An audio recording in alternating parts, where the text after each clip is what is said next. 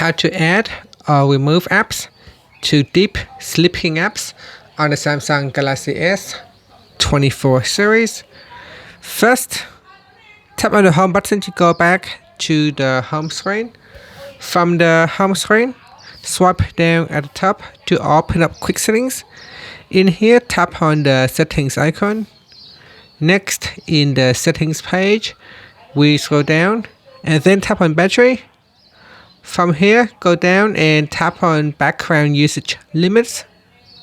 After that, tap on deep sleeping apps and then tap on the add button at the top to add in more apps to deep sleeping apps.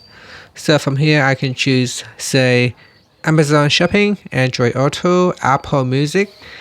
Then tap on add, and that's it. So in here, there are two different sections. One is automatically added and the other one is user added.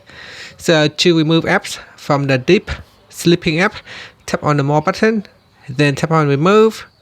Now in the list, select the apps that you want to remove, then tap on the remove button at the bottom, and that's it. After you can tap on the home button to go back to the home screen.